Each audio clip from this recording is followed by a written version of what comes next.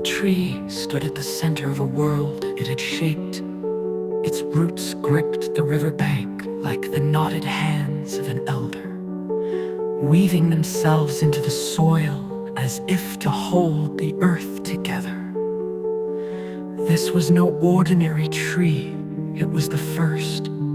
Before the lush undergrowth tangled itself into green shadows, before the forest echoed with birdsong, this tree had been a solitary sentinel by a silent, winding river.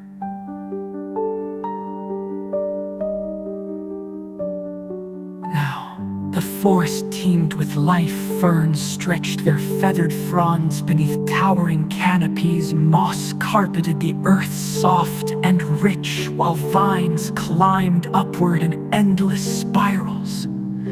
Every leaf, every flower owed its existence to the tree that had stood against time and seeded this wilderness into being. But years had passed, and the old tree, bent and weathered, had long ceased to bear fruit. Its branches had grown still, its bark thickened with moss and lichen. The forest no longer relied on it to propagate. It had outgrown its parent.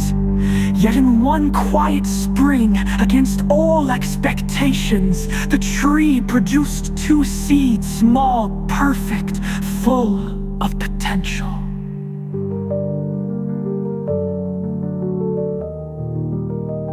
They hung from the same branch, side by side, like 2 notes in a symphony yet to be played. The rains nurtured them.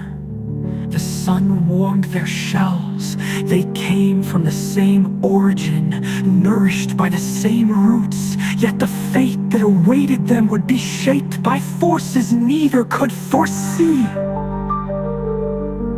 Storms were nothing new to the forest.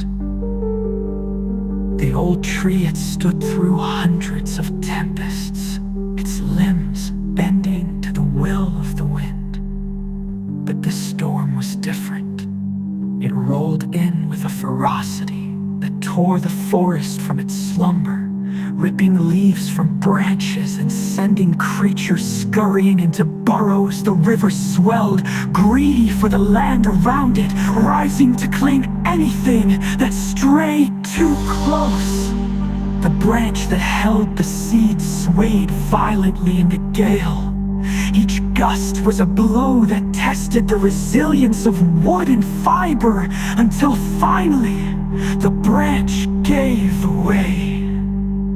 The seeds tumbled downward, spinning together through the air before they struck the river's surface. At first, they floated side by side, their green shells unbroken. But the river was not gentle. Its currents, churning with silt and fury, pulled the seeds apart. One seed was caught by the surface current, carried easily across the water. It rode the waves with an effortless grace, its lightness keeping it aloft. The sunlight warmed it as it drifted, and the seed rested in the simplicity of its journey. The other seed plunged beneath the surface. The current seized it with a violent urgency, dragging it downward into a world of shadow and stone. It was spun in the eddies, battered against rocks and pressed into the riverbed. Each collision scraped its shell, yet the seed did not crack. The forces that pummeled it also propelled it forward, deeper into the river's flow.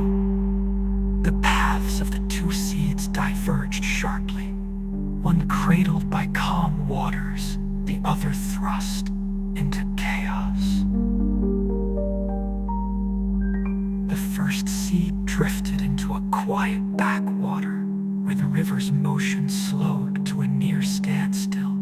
Here, the current deposited among a tangle of limbs and debris. The pool was warm and placid, its surface barely rippling. The seed remained suspended, untouched by turbulence.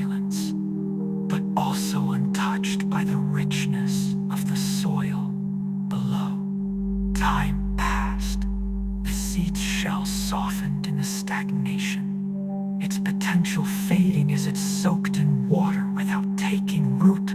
Though it remained whole, it was inert, preserved but lifeless, a dream of growth left unrealized. The second seed's journey was relentless. The river flung it through rapids, tumbling it against the unyielding bedrock. Its shell bore the marks of its struggle, cracks forming where it had struck the hardest blows. Yet within those cracks, the river's silt began to settle. Tiny particles of fertile earth carried downstream from the forest above. The turbulence that battered the seed also carried it closer to possibility. When the river widened into a delta, the seed sank into the rich, dark mud. Here the current slowed, and the soil embraced it, drawing it beneath the surface.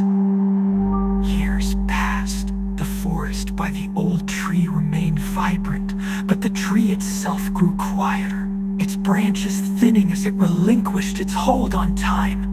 Its final seeds had long since left, their paths diverged. Far downstream, the second seed sprouted, its roots pushed deep into the delta soil, anchoring it firmly against the river's seasonal floods. Its stem rose toward the light, reaching for the sun that had warmed its mother.